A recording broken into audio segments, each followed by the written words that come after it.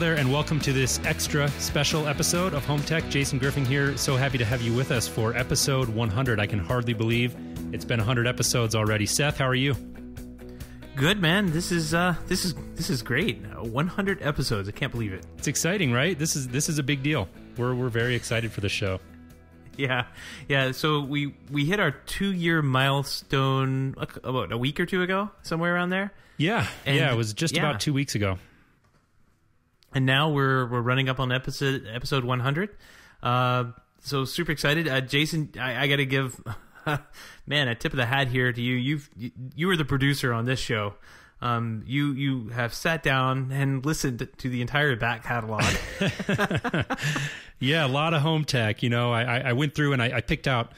I have to admit, I didn't listen to the entire back catalog, but I was able to go through just off memory and pick out some of the episodes that I thought might have some interesting nuggets in there, and definitely was not disappointed. Picked out quite a few episodes and went through and did some bookmarking and ended up pulling out some audio clips, and we're gonna share some of the best of home tech here with you, and we're gonna go back through the archives and share some clips of big episodes we've done in the past, big stories, and contrast them with what's going on and our thoughts currently, and I think it's gonna be a lot of fun. Yeah. So I guess this is episode 100. We should probably take a look at what happened on episode 1, right? Yeah, let's jump right in. We've got a ton of ground to cover here, and I want to make sure that we get to all of it. So let's jump in. We're going to start with a clip from episode 1, and we're just going to go back and revisit what I was doing professionally at the time. So we're going to start off with a couple of personal clips here, and one just explaining our mission at the outset. So let's first jump into the one where I'm explaining what I was doing professionally at the time that we launched the Home Tech Podcast. Give us a little bit background on what you do in the real world, so to speak. Certainly. Yeah. I live out in Los Angeles, and I am currently a project manager at a firm known as Via Home, and we serve the high-end luxury residential market. And Via Home actually covers multiple states. It's a pretty big company, around I think about 500 employees total, if you take everyone into consideration. So it's a very large organization, but I'm out here in the SoCal branch working as a project manager. So I basically oversee installations, do a lot more traffic directing these days, honestly, than I used to. But came up through the industry as a tech, started pulling wire, and pretty quickly moved into doing programming, and really enjoyed that, and spent a number of years doing programming with various systems, mainly Savant and Control4, RTI, URC, all the main names there. But yeah, now my job is kind of a project manager, direct traffic, keep clients happy, get the techs everything that they need, get them prepared, and try to bring in projects on time and on budget, which can be a daunting task. A daunting task indeed. No doubt. Man, I barely remember that. Yeah. It's funny, right? And things have just changed, and in both our podcasting and professionally, obviously. I think probably all of our listeners are aware of Via and the story that ensued from that. Very unfortunate. Company went belly up not too long ago, and I feel fortunate to have made my escape, so to speak, before that happened, and have since relocated to Denver and taken a job with a company here called Harrison Home Systems as a business development director. And so I've shifted gears a little bit in my career. And it's just interesting to think back to those times and what I was doing then versus now, and just how things have changed. Yeah. I mean, we've just listening to that, man, we were starting off early there, and man, that seems like it was so long ago, yet just so near. Because I mean, it seemed like yesterday you actually moved from LA to Denver. I mean, that was probably a year ago now. So here's a clip of what I was doing at the time, which oddly enough may have changed. So let's get into that. So I'm in the opposite end of the spectrum there. I'm with Bright Sky Home Theater in Sarasota, Florida. It's a little small town south of Tampa, if anyone knows where that is. And there's only about 5 of us. So just a little bit smaller than than your place. Yeah, definitely. I kind of started the same way you did. I guess it sounds like we all do. Start pulling wire, move into programming, move into sales, move into project management and everything. In a smaller company, I tend to wear a lot of hats these days. Well, that's that, man. The news that I have is that I've actually changed my job. Back in December, I left Bright Sky. I moved on to another company called AAMI, which is a Naples-based company. It's a little bit south of here. A little bit more than a little bit. It's about 2 hours south of here. But they brought me in to open up a Sarasota branch. They've got a couple of locations stretching from where would say north central Florida down to Naples, all along the West Coast, and over to Orlando and back. They'll be opening up some offices later on in the year. But Sarasota was on one of the markets they didn't really have a presence in, and since I've been here for so long, it just seemed like a natural fit. So I've started to kind of basically do what you're doing, Jason. Just picking up new business for AAMI in the area. Been having a lot of fun time doing it. So it's been an interesting transition, and it's kind of fun to work at a place. I don't really have an office yet. Like, we're still buying an office, so it's been fun. It's been an adventure, that's for sure. Awesome. Yeah, I mean, I know you made that transition a couple of months ago, and we've been kind of keeping that close to the vest for a number of reasons, but definitely want to take this opportunity to congratulate you on air about the new opportunity. Thanks, man. It's a cool company. I just looked up on the CE Pro 100, and they're listed on there as well. So I'm joining the ranks, so to speak. So maybe I'll get to that 100 summit, I guess is what they call it, that you went to earlier. CE Pro 100, yeah, the CE Pro Summit. Mm-hmm. Maybe I'll get to that this year, hopefully. Great. Well, I hope to be there as well. Cool. All right. Well, let's jump into a clip here from episode number 1 as well, where we were explaining essentially our mission with the podcast and why we thought it was an important time to launch the HomeTech podcast. You know, the podcast, I think, is it's a good time now with the way technology is evolving to get this information out there, because as a professional, obviously, it's our job to keep an eye on these new technologies and what's going on. And I think if we're honest with ourselves as professionals, it's some of this new technology can be almost a little bit scary in the sense how easy and inexpensive it's now become to do some really, really cool home automation things. So I'm excited to dive in and learn more and hope that we can, share with our audience along the way. Same here. The price points are dropping so fast and so quickly on things that just cost a few years ago $100 cost $25 now. Yeah, exactly. And it's amazing. It's amazing how much movement there is in this area, and how much over the next year I'm sure is going to come to the market. We have only just seen the tip of the iceberg here.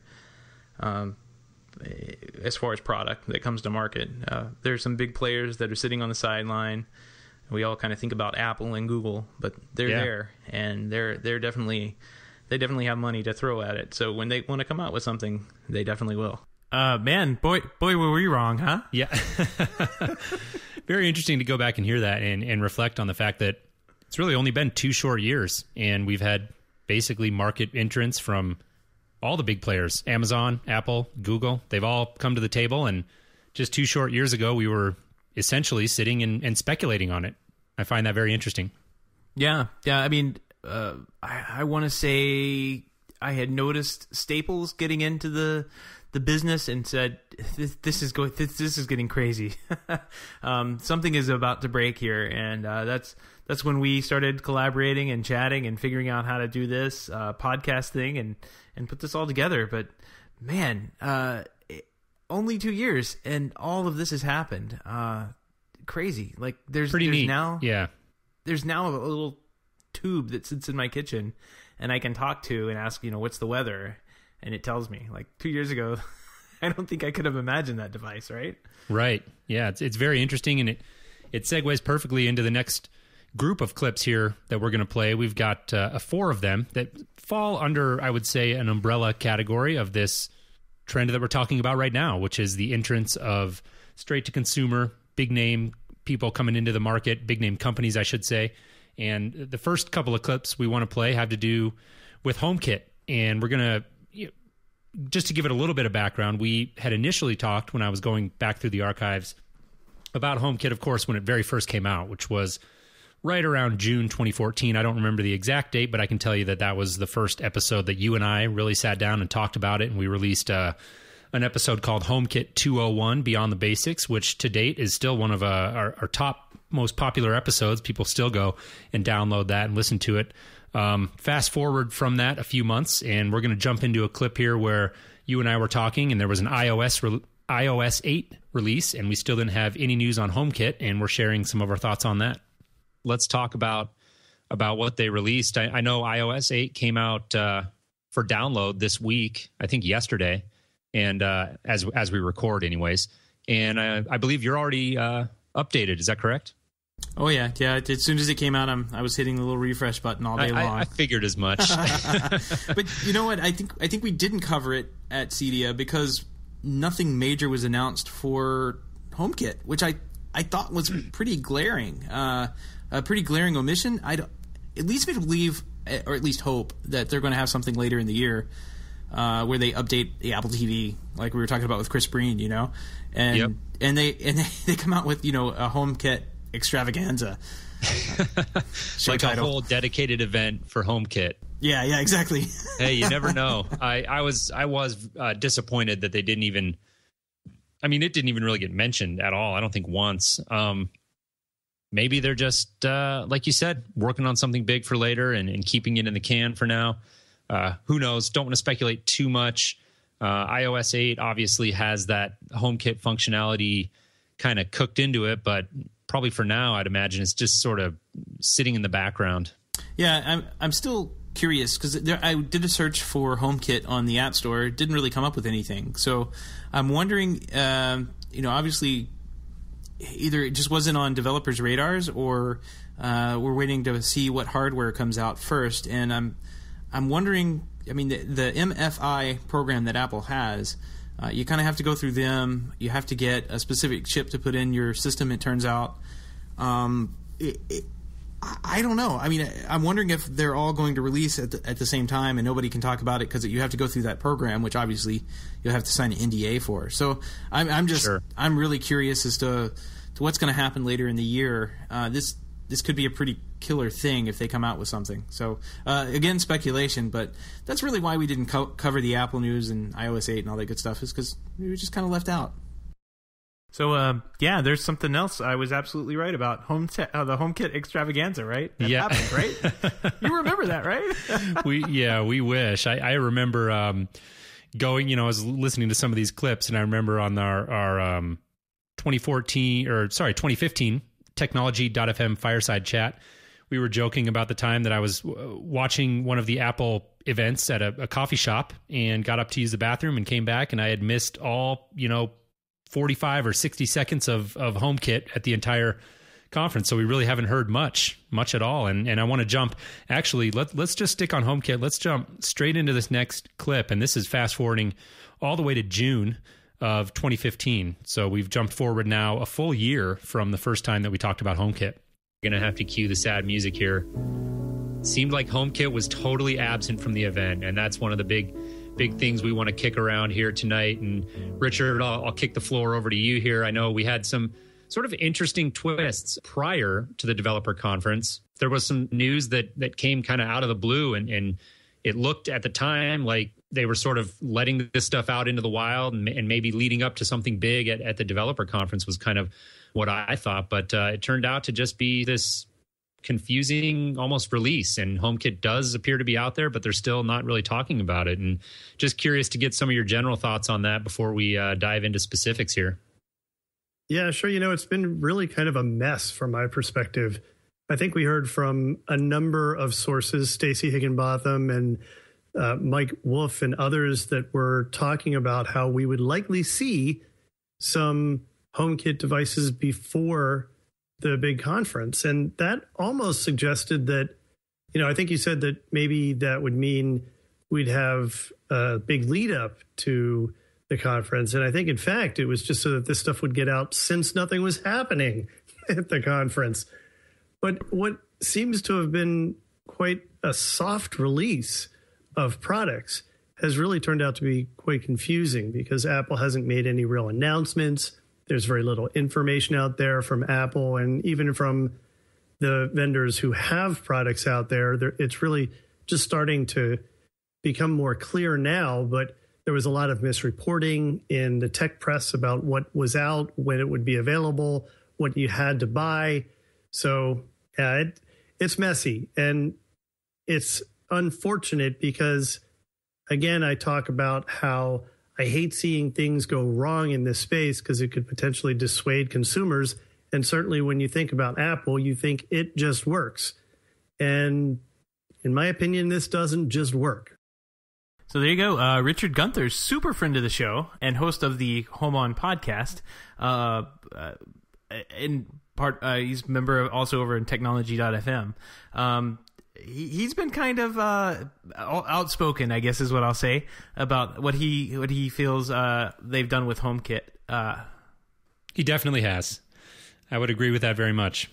I gotta say I'm still bullish on it, but I'm less so than I was, because I'm looking. When HomeKit was announced, I really thought that Apple was going to play the Siri card really heavily, and I think we even talked about it in HomeKit 201, like Siri integration. This is the only way you can integrate with Siri. This is the only way that you can get voice control over something, and developers can play out that voice control. Right. And iOS developers basically ignored that call. And we mentioned it earlier, but look at what Amazon's done with the Echo. The same exact functionality that they provided with the Echo can be duplicated, if not, inside of HomeKit devices or HomeKit apps. And Apple really hasn't pushed that. And there's so much excitement over the Alexa product, the Echo product, and the Alexa platform. Like that's I think it's a big swing and a miss by Apple, unfortunately. Yeah. And so we'll see what happens in the future. But I'm kind of bummed that it didn't happen as much as there's no HomeKit extravaganza going on anymore. There certainly hasn't been that. Yeah, that much we know. There was a kind of a spirited debate, I would say, between you and Richard when we had, again, our Technology.fm fireside chat back in December. And you had picked HomeKit as one of your favorite stories of the year. And really that had to do, in your estimation, with the vision of HomeKit, which I agree with you. I think it's a great vision.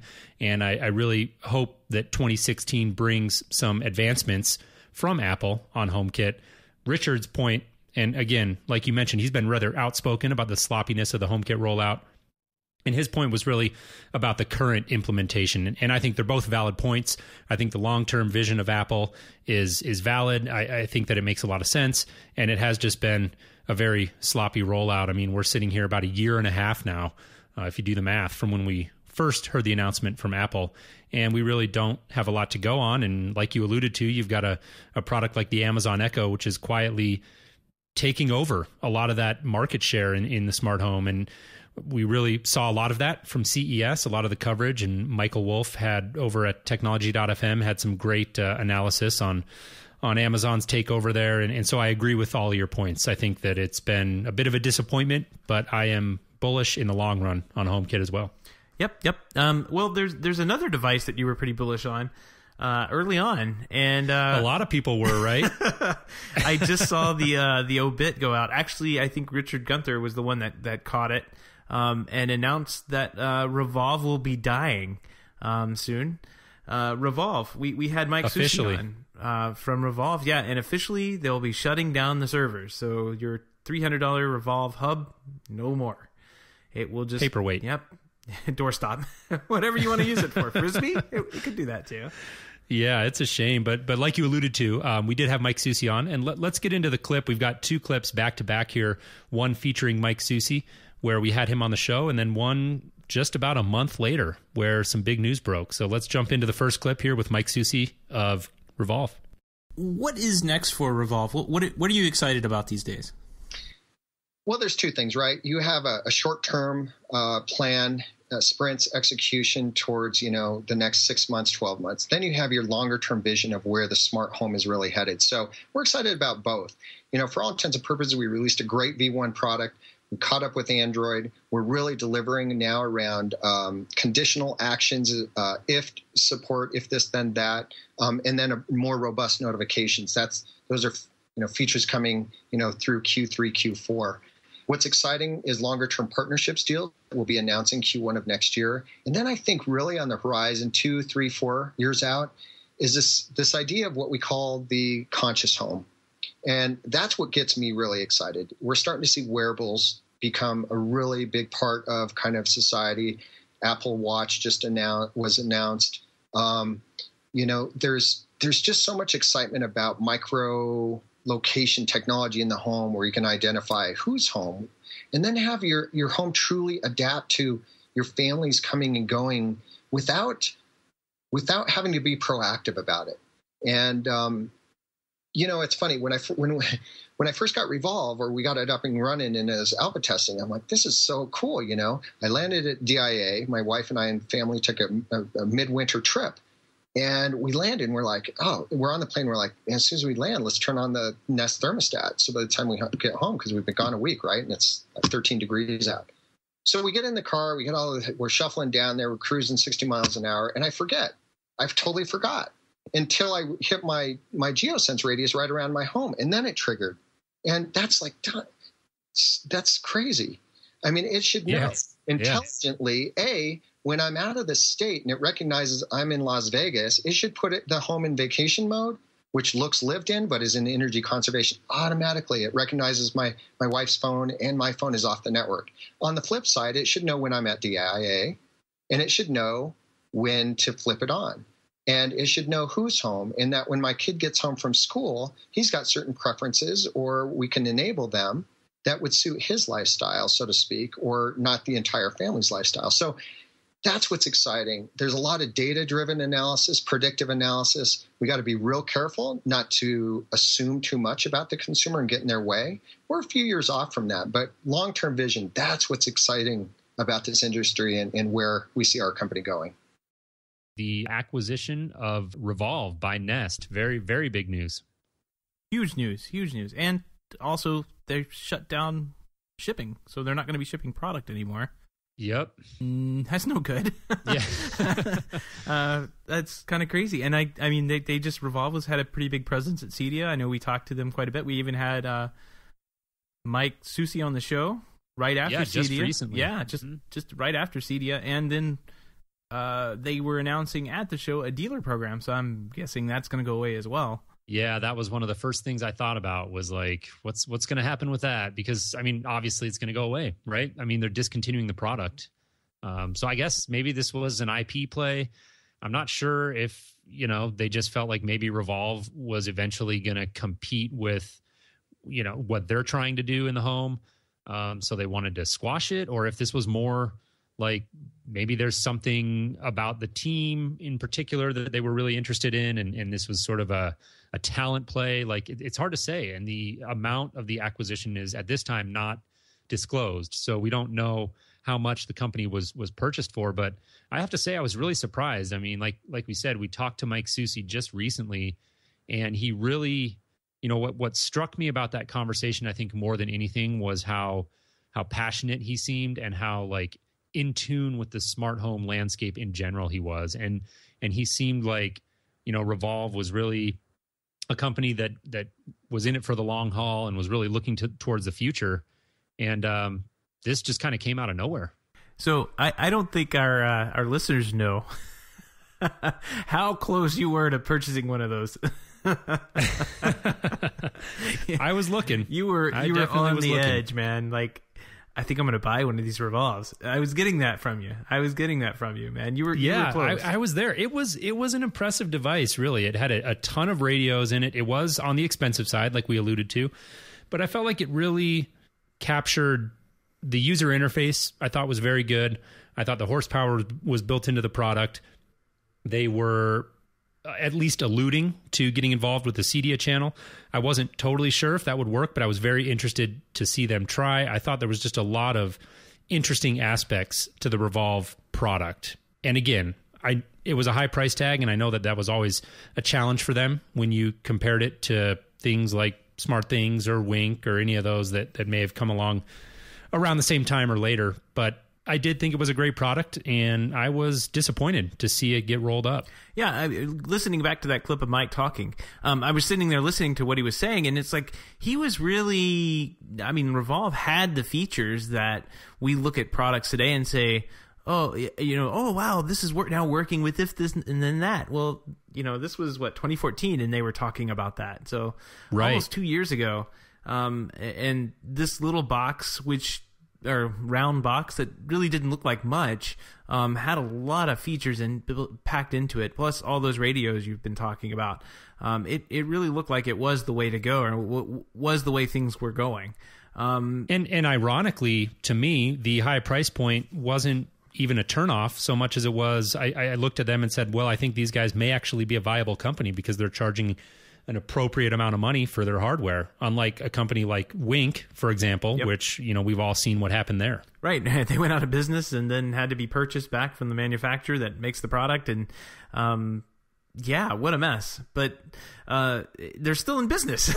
It's the strange part about all of this, right? And Nest hasn't really done anything with Revolve. I mean, nothing has come from Nest. Yeah, and you wonder what maybe some of the IP and talent that was acquired has been working on, and I'd be curious to know what Mike Susi and that team have been up to.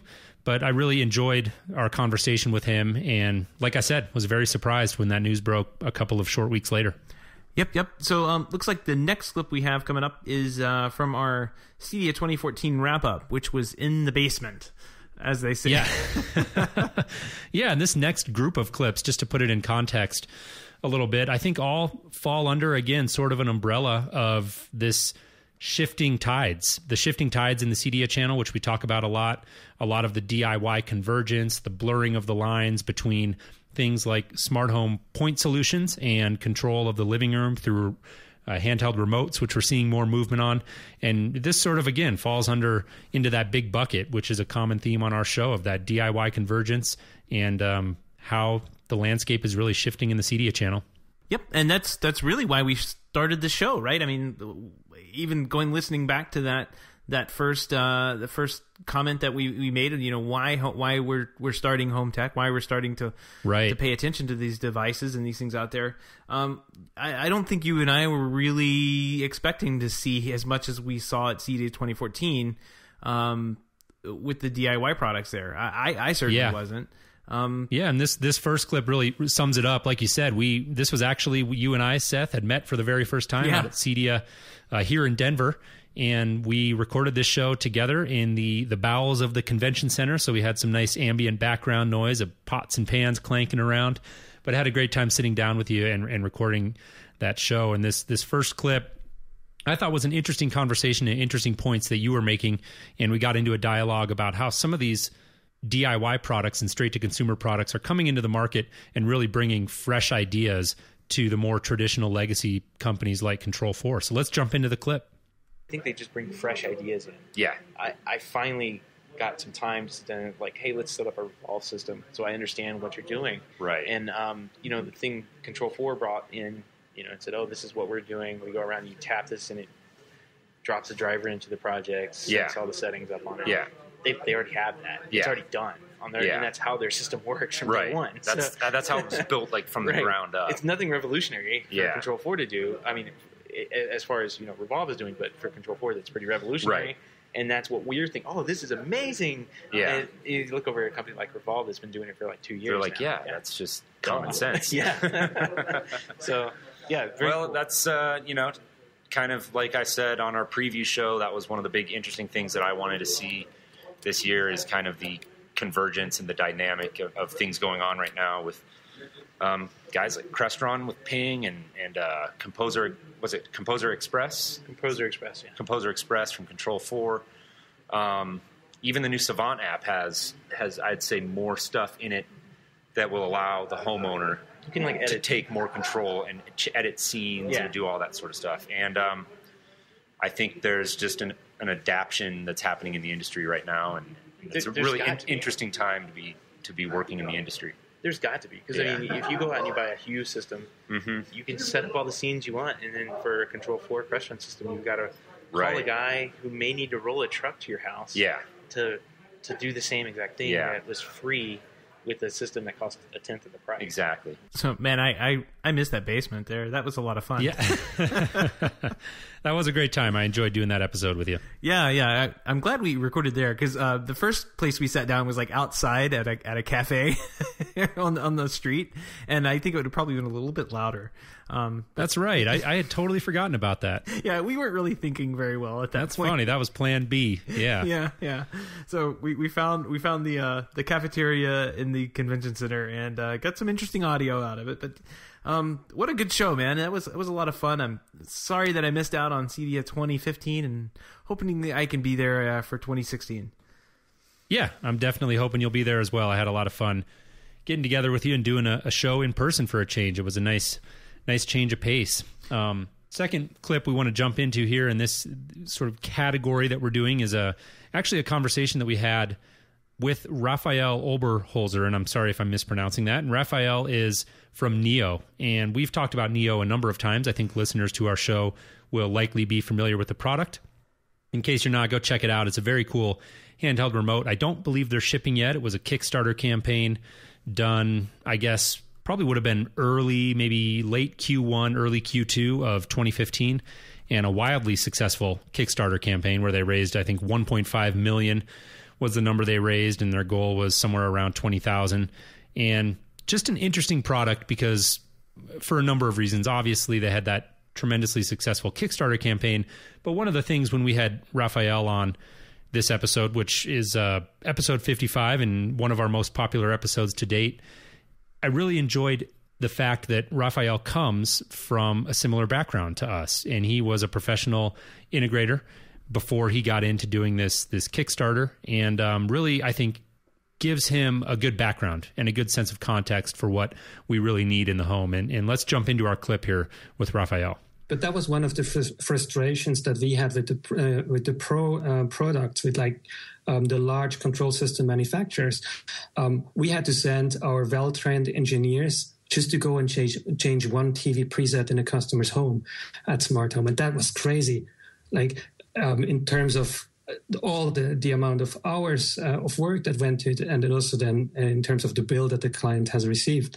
I never really liked that part. So you had to send like a real software engineer to a client's home just to do a few little changes. I found that really crazy.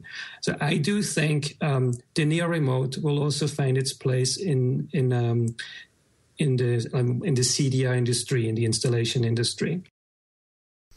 Yeah, that's I totally feel his pain when it comes to like all the service calls and everything that go into going and fixing the most basic of things in people's homes. It's hard to charge for those. Yeah, definitely. I've been kind of running around doing kind of the same thing for the last couple weeks here, just kind of picking up the smaller service calls, and I'm quickly reminded how quickly things can fall apart when a network router gets changed out by the cable guy, and all the port forwarding's gone, and of course that takes down some parts of control systems. So, I don't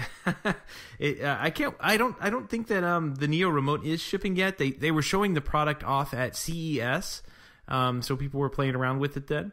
But it has not shipped yet, which is kind of disappointing. But hopefully it'll be out this year.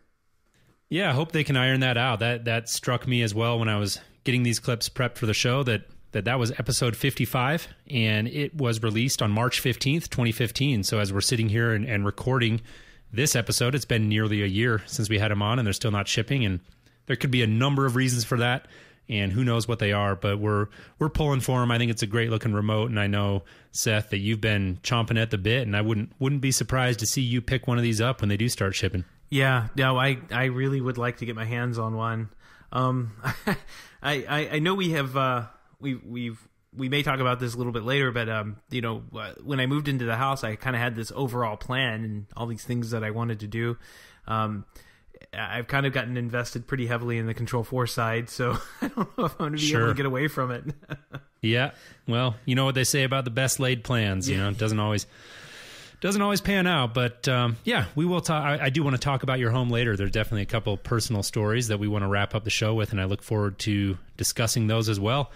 Let's stay on the handheld remote theme for a while here. This is the next clip that we're going to jump into is a conversation I had with Tim McInerney of Savant, and this was at CEDIA 2015, so we're fast forwarding a year, and this was, of course, related to the new Savant remote. Let's jump into that clip. I have one more question for you, and I want you to address, a lot of the talk around the new remote with the integrators has been about how it's going to be sold at BestBuy.com. Sure. Some people seem concerned about that. How would you address that concern for integrators in terms of, where we fit into this equation, where we can continue to add value? I think there'll always be value. There's a very vocal do-it-yourself community. People that get into that. Let me tell you, I'm that guy too. I get into tinkering and I love getting in the basement. I'm running wires and I enjoy it. I'm probably in the 3% of people that do that. The other 97%, they don't want to do that. They just want it to work. They want someone to set it up for them. They want to come home and they come home from their long day at work and they want to enjoy, hang out with their kids and not have to fiddle with stuff.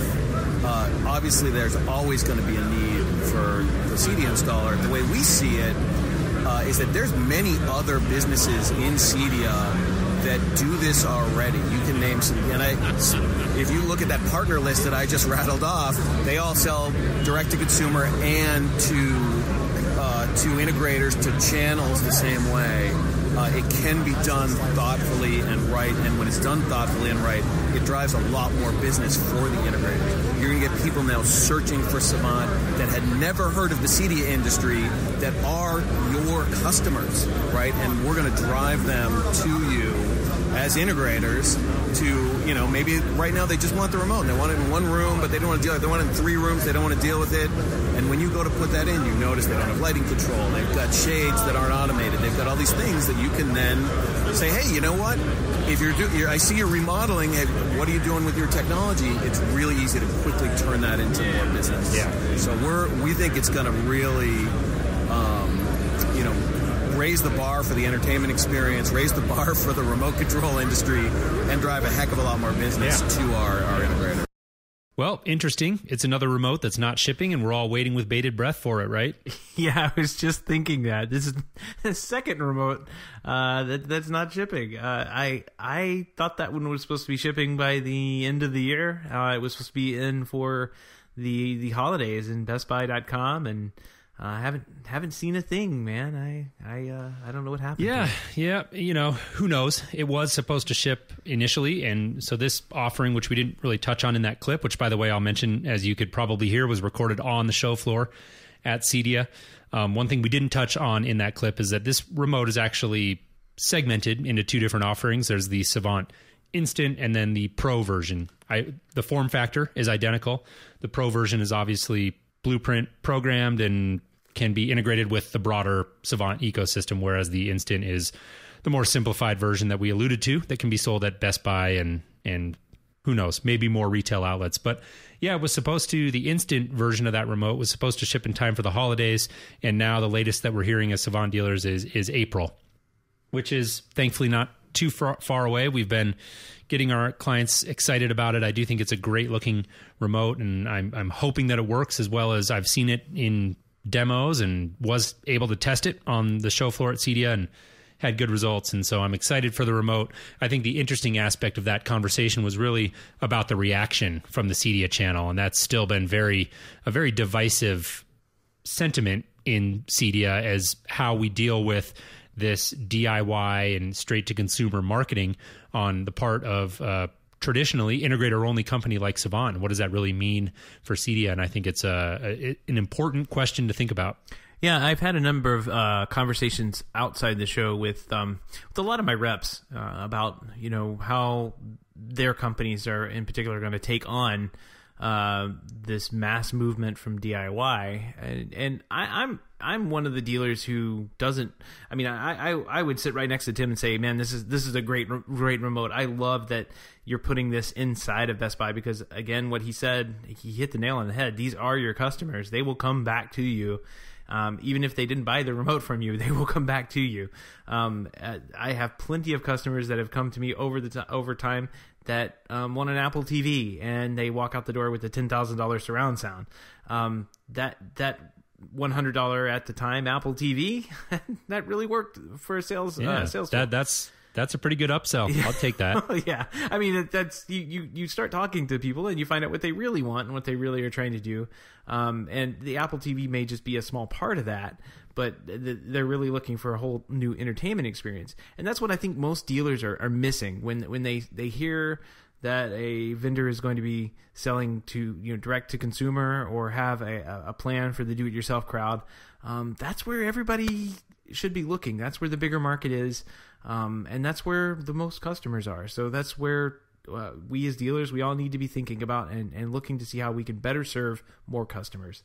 And preparing for, right? Yeah. I agree with you. And I think generally, actually the audio clip cut off there, but I had vocalized that to Tim as well. And I think if you take it all in balance and you look at the pros and the cons, I think it's a net positive for the industry, creates more awareness and will, I guess the only question remain to be seen there is if Savant is able to execute on that and not get too, spread too thin, having these different offerings and sort of bifurcating their product line. And I think that's really the key question. And this rolls perfectly into our next audio clip. And this was, we're jumping back again a year now to CEDIA, around the time of CEDIA 2014. And if you'll recall, one of the big stories to come out of that show was Crestron Ping, which falls perfectly into this category of stories that we're talking about in terms of, at least at the time when Ping came out, it really looked like it was a move for Crestron to move down market. And we had Evan Ackman on from Crestron shortly after the show and posed that question to him. And that is the essence of the next clip we want to play here. It has been received, from my perspective, very well in the industry. I was at CEDIA, Seth and I were both there, and it definitely generated a ton of buzz. But there is a faction of, I think, the systems integration industry that does see Ping as maybe a departure from Crestron's core business model. And oftentimes these are integrators who really pride themselves on their ability to kind of get in and customize a solution, whereas Ping is more of a template and, kind of enables quicker configuration, but maybe doesn't give you the ability to customize things quite as much. What would you say to address people's concerns about maybe Crestron moving away from that business and kind of focusing on a template-based system like Ping? Well, I mean, the simple answer is we're not moving away from that business at all. I mean, we will always be the people that you can go to that can do anything, right? I mean, I always sort of make up an example of, if the fountain's on and the dog runs away and it's a Thursday and it's a full moon, turn the lights on, lower the shades, turn the volume up and call the police, right? Like we can always go really deep and really broad with what we can do. I think Ping's an acknowledgement to what the industry really expects right now. I mean, for dealers, yeah, there's always going to be that custom stuff, and homeowners are always going to want that custom stuff.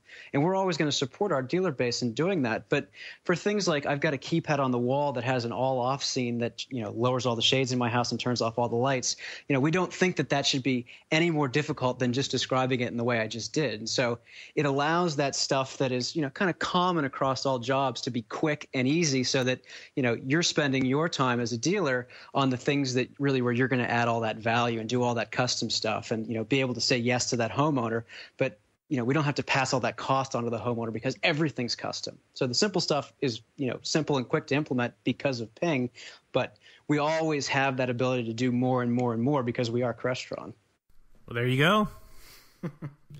Yeah, I thought it was an interesting answer. And I want to roll quickly into the next clip where it's just a short 30-second or so conversation that you and I were having about the messaging coming out of Crestron following CEDIA 2015. So we're jumping forward about a year from the clip that we just played.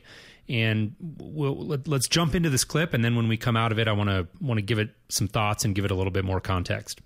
Stopped by the Crestron booth and had numerous conversations over there. And really, from multiple people, multiple times, the messaging I got from Crestron this year was that, we are the luxury brand. We are all about custom. We are all about high end. That is who we are. And I think it's interesting. It's clearly a response from Crestron to what's happening in the market. They see what's going on with this kind of DIY convergence that we're calling it, and they're clearly, you know, talking to the integrators, and they want us to understand as integrators that that's really their core. They're going to continue to focus on that. Just pretty interesting when you take that messaging that we heard so clearly at CEDIA 2015 and now look at it through the lens, of course, of what we know about Crestron's plans for CEDIA 2016, right? Yeah. That's it's really interesting. I mean, Crestron's not going to be around for CEDIA 2016. And in my opinion, and I've been thinking about this more since we had the show. I've talked to a couple more people about it.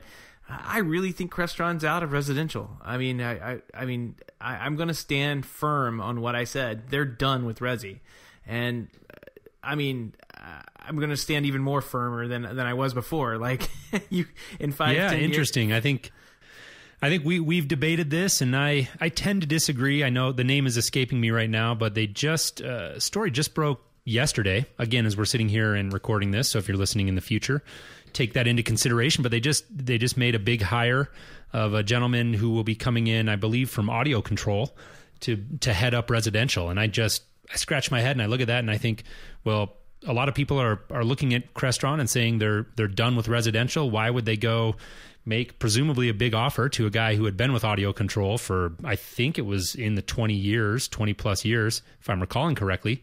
And I can't imagine that was an inexpensive hire. And I just don't know why they would do that if they're really, like you say, getting ready to move away from residential. Well, I mean, I will say that they're not moving away from the super high-end custom residential, which is where, and I think his name's John Clancy, I think that's where he comes from, which that's the market they want to play in, right? That's the market they're going to continue to play in, but that's not resi. That's not what HomeTech, that's not what we we talk about every single day. We're talking about Wink Hubs and Revolve and down market solutions. The market is clearly headed down market, and Crestron's heading the other way.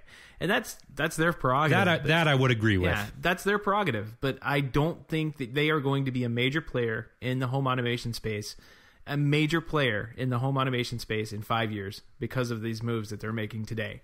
If they turn around and come back and put Ping on a mass market run and try and compete with the likes of Control 4 and Savant, then they may have a chance. But where I'm looking at this is that Savant and Control 4 and all of the dealers that have moved over to those platforms, they have spoken with their wallets, and Crestron says, yeah, it's not worth it for us to even be in this space anymore. That's the way I'm seeing it. And I have never been a Crestron dealer. I mean, I have tried to be a Crestron dealer. The company I'm with, who is within the top, I want to say they're in the top 20 of the CE Pro 100, has tried to become a Crestron dealer, and you can't kick down the door hard enough at that place to become a Crestron dealer. They simply don't want to take on new prospects, and that's not how you run a business that's expanding. Sorry, that's not how you do it. We've had from numerous companies, I've had that experience. And if you go to Control 4, you go to Savant, say, I'd like to be a dealer, they're kicking down your door to try and get you in sell their product. And that's how you bring in a company that's how you bring in, that's what a company looks like when they're looking at growth. Yeah. Well, and I agree with you to the extent that I don't think Crestron is interested in pursuing that end of the market. And so if that's what you mean when you say Crestron is done with resi, then I would agree. I just think that the very high end of residential is going to stay pretty steady, I think, over the long haul. It's where the ultra large projects out there are going to gravitate towards, and I think Crestron is going to continue to take what they can from that end of the market.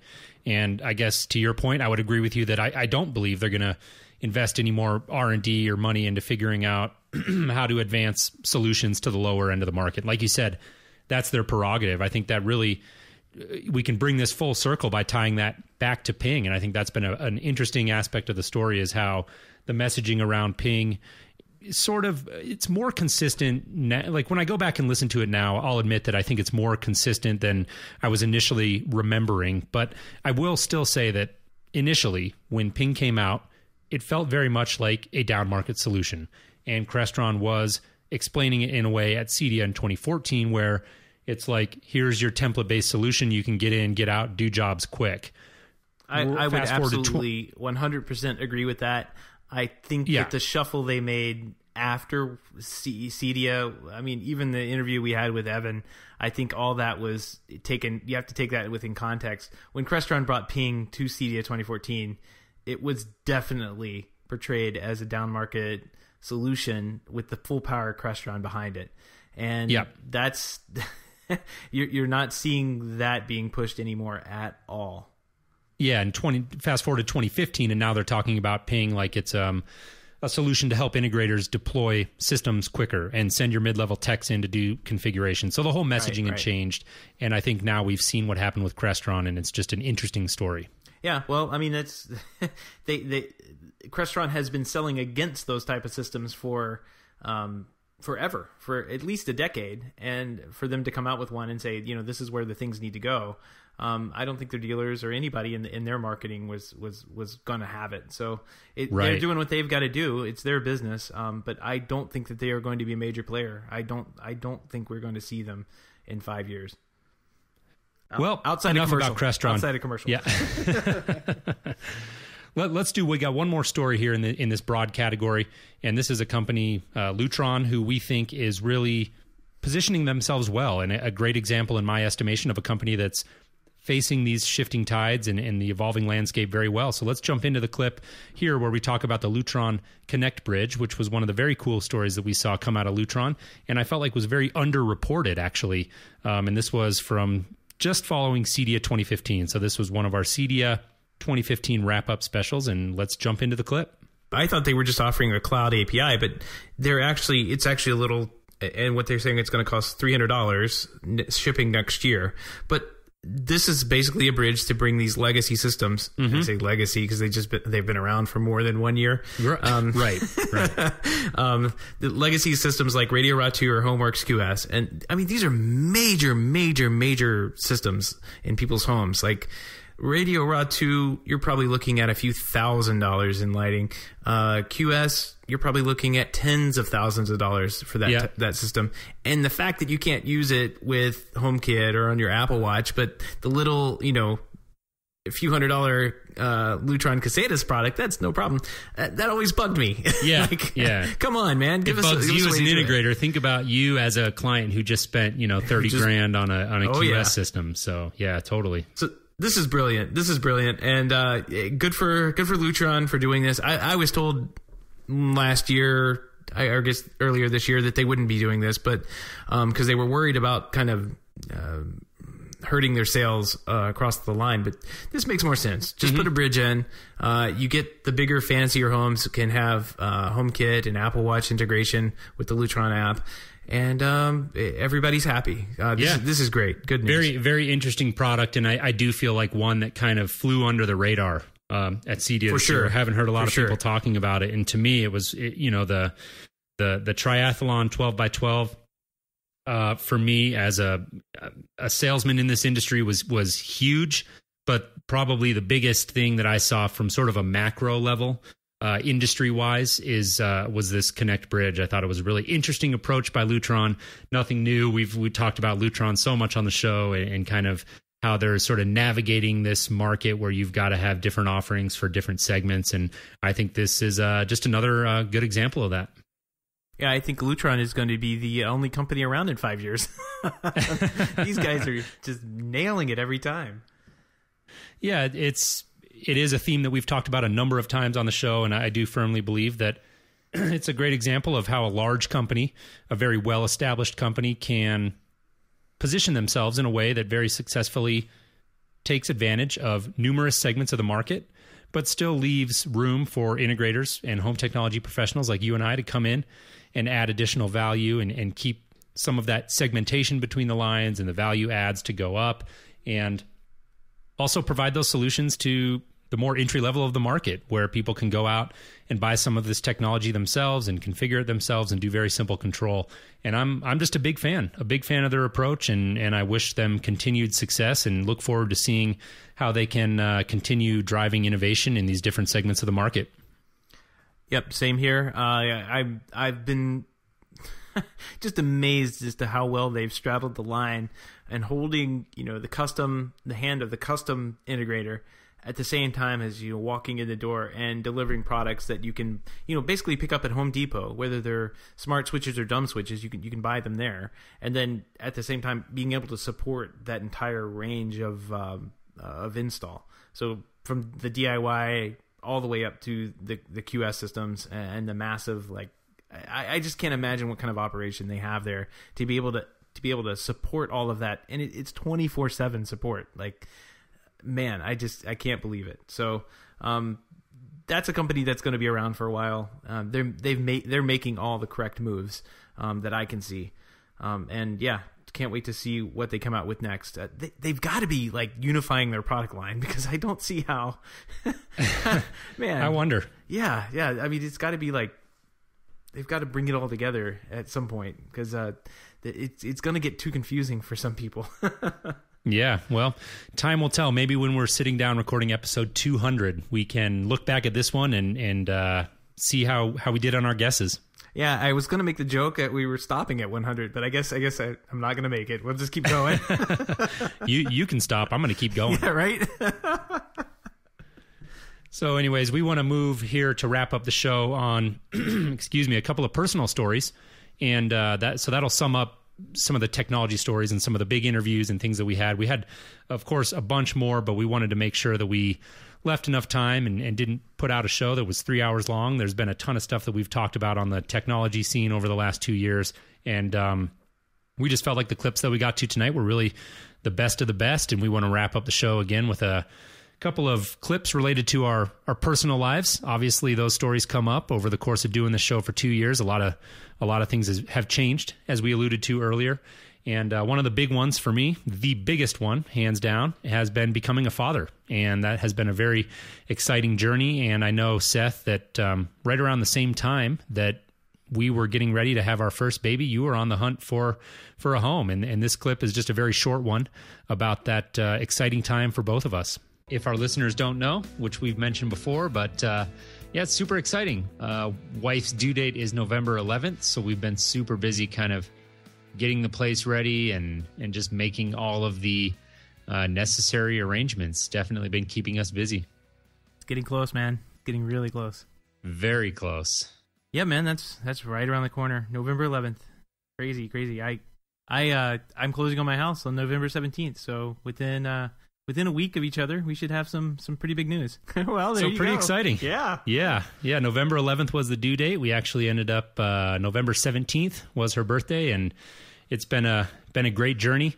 And that brings me actually to a big announcement that I've been holding on to that I wanted to make on this show. I felt like this was the right time and place to do it for the Home Tech audience, and I want to share that we are actually expecting our second here in August. So we got another little Home Tech fan on the way.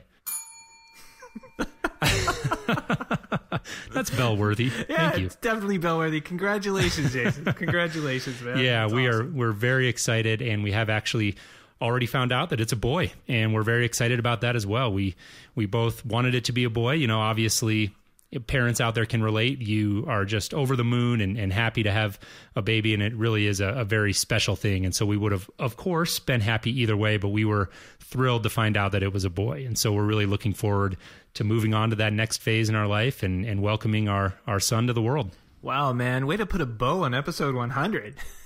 Yeah. Figured that was a great way to wrap it up. Heck yeah. That's the best part of this whole show here. Yeah, I would have to agree. Oh, man. Well, congratulations. Very, very, very big congratulations. We're happy. I'm sure everyone here is happy to hear that news. Yeah, thank you so much. It really means a lot. And like I said, I thought this was a great time to share it with our audience. And it's something that we've obviously known about for a number of months here. And I've been looking forward to letting our audience know about it. Well, man, that's excellent news. I think I don't think we can play any more clips. I don't think we can have any more news past that.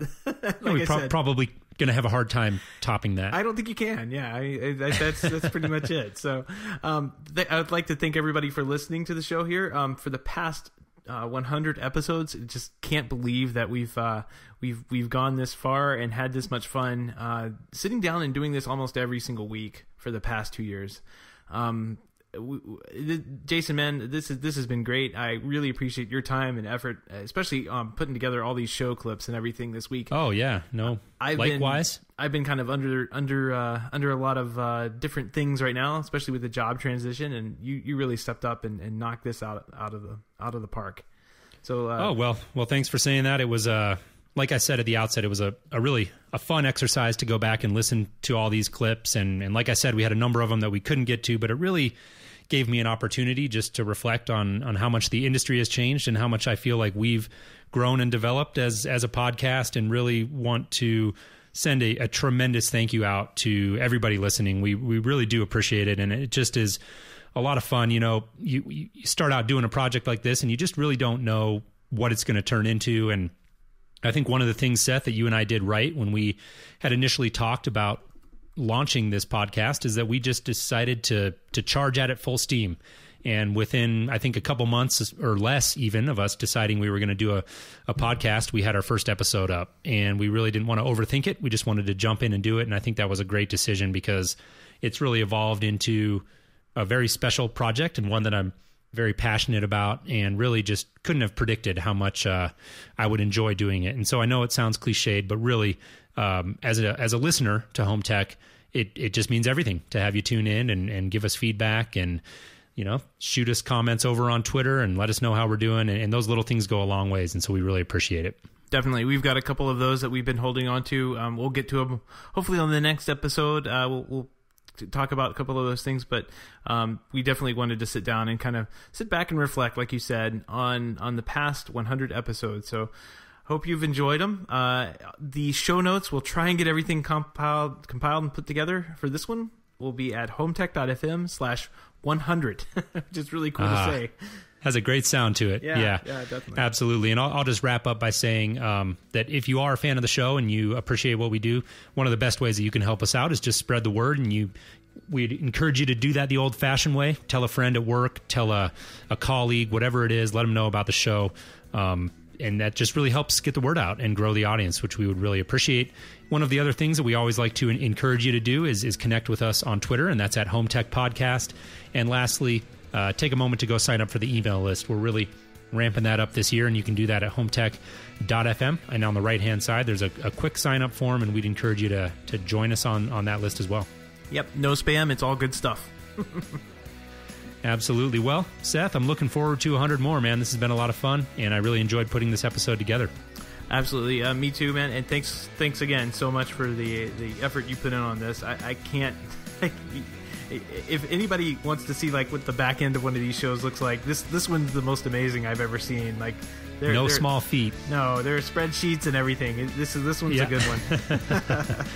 Awesome. Well, I hope the audience enjoyed it, and I really had, like I said, had a good time doing it. And so, Thank you again for listening. And with that, Seth, I think we'll let you go. And like I said, look forward to 100 more. Okay. Yep. Sounds good. I'll see you at episode 101 next week. All right. Take care. All right. Have a good one.